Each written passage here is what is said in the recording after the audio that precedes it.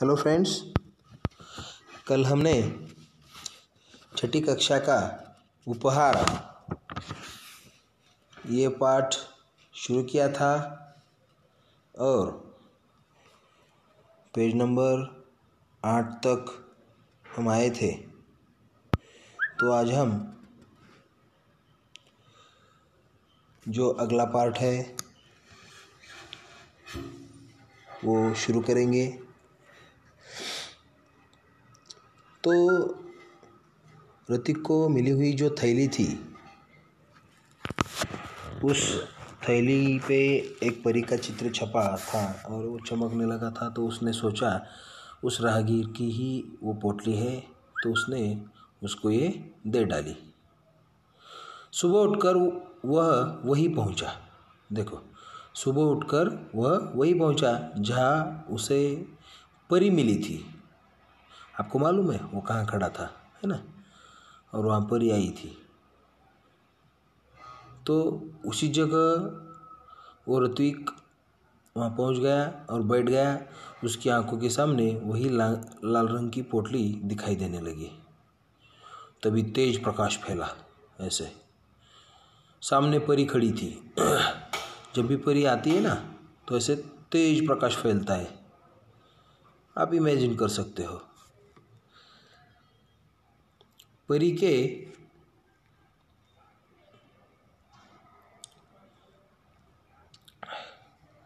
दोनों हाथ पीछे थे। परी ने पूछा, कैसे हो? ठीक हूँ। दोनों हाथ पीछे मतलब वो दिखा नहीं रही थी कि हाथ में उसके क्या है। ऋतिक ने जवाब दिया, ठीक हूँ।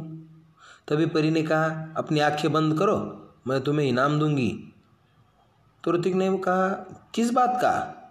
ऋतिक ने पूछा, किस बात का इनाम तुम मुझको दोगी? तुम उत्तीर्ण हो गए इसलिए। मैं बोली थी ना तुझको, अगर तुम परीक्षा में पास हो गए तो मैं तेरी हर मनोकामना पूरी करूंगी। तो तुम उत्तीर्ण हो गए उस परीक्षा में, परी बोली। परी की बात ऋतिक की समझ में नहीं आ रही थी। उसने आंखें बंद कर ली। परी ने उसके हाथों में एक मखमली थैली पकड़ा दी। एक थैली पकड़ा दी परी ने ऋतिक के हाथों में। ऋतिक ने देखा तो वो हैरान रह गया, क्योंकि यह तो वही पोटली थी जो उसने राहगीर को दे दी थी। देखो, तुरंत ही उसने वो पोटली पहचानी। फिर परी ने कहा, कल मैंने ही तुम्हारी ईमानदारी की परीक्षा ली थी। वह राहगीर भी मैं ही थी, इसलिए मैं तुम्हें यह इनाम दे रही हूँ। देखो, ऋतिक को वो पोटली मिली। अगर वो लालची होता, स्वार्थी होता, तो वो पोटली खोलता, अंदर क्या है क्या नहीं वो देखता। लेकिन उसने देखा था क्या? नहीं। और जो व्यक्ति आया, राहगीर आया और वो बोला कि मेरी पोटली खो गई है, तो उसने थोड़ी सी पहचान पोटली की कर उसकी पोटली उसके पास दे दी। तो ये ऋत्विक जो था वो ईमानदार था। तो परी ने सब सच सच कहा कि कल मैंने ही तुम्हारी ईमानदारी की परीक्षा ली थी, वह राहगीर भी मैं ही थी, इसलिए मैं तुम्हें यह इनाम दे रही हूँ, बख्शिश के स्वरूप में दे रही हूँ। परी ने ऋत्विक को समझाया, ईमानदार व्यक्ति के जीवन में किसी वस्तु की कमी नहीं होती। जाओ, अब तुम्हें मनचाही वस्तु मिलेगी। देखो, परी ने ऋत्विक को क्या समझाया? ईमानदार व्यक्ति के जीवन में किसी वस्तु की कभी कमी नहीं होती। जाओ, अब तुम्हें मनचाही वस्तु मिलेगी।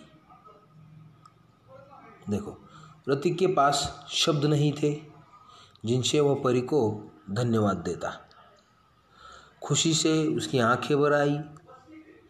लाल मखमली पोटली ऋतिक ने अपने माँ को दे दी। उसकी समझ में यह नहीं आया कि उसका बेटा उसे क्या दे रहा है। उसकी माँ जो थी, उस माँ के समझ में यह नहीं आया कि उसका बेटा उसे क्या दे रहा है। पर जब माँ वह पोटली खोलने लगी, तब पोटली कई गुना बड़ी हो गई। देखो, जब वह माँ पोटली ऐसे खोलने लगी तो तो पोटली इतनी बड़ी हो गई, उसमें से सुंदर सुंदर पुस्तकें बाहर निकल आई।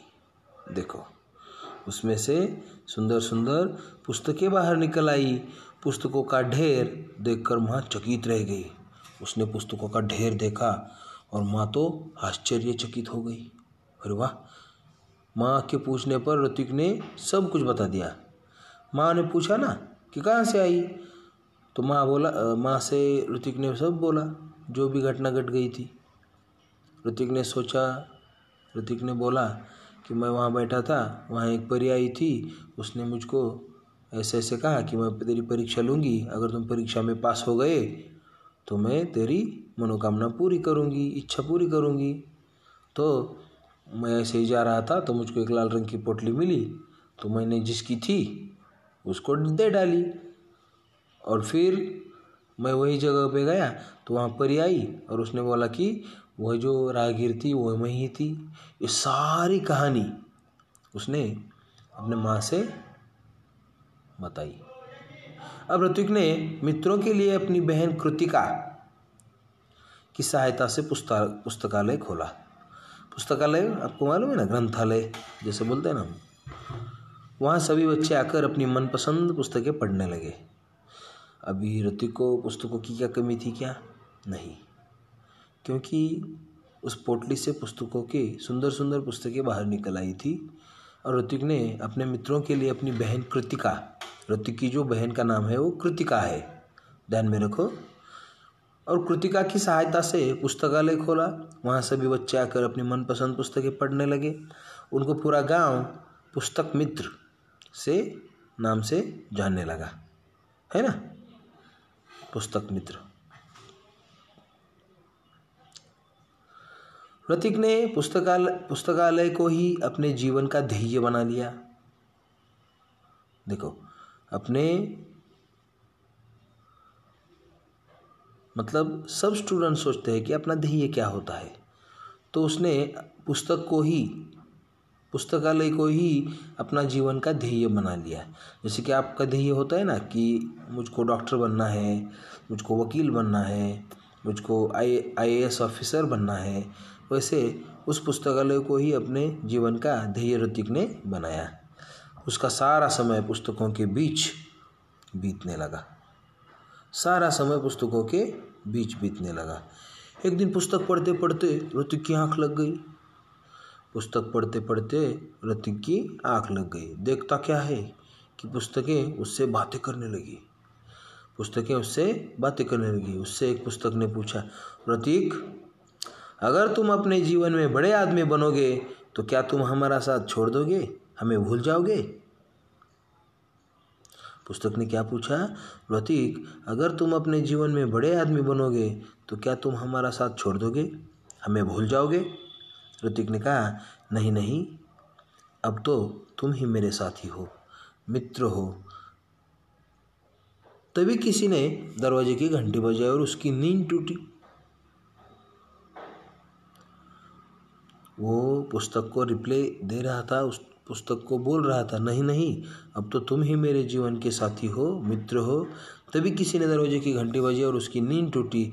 जागने पर देर तक सोचता रहा कि आगे चलकर वह बड़ा सा पुस्तक भंडार खोलेगा। देखो, ये कहानी ज़्यादा से ज़्यादा आपके ज्ञान को उजागर करती है।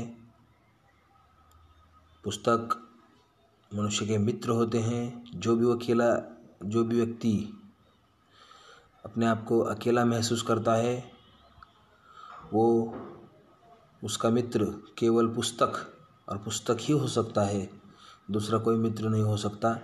क्योंकि जब हम ऐसे जो भी हमारा क्या बोलते हैं, हम ऐसे फावला जो टाइम होता है ना, तो हम क्या करते हैं, मोबाइल देखते हैं, टीवी देखते हैं। उससे तो हमारा मस्तिष्क काम नहीं करता, स्ट्रेस आता है, तनाव आता है।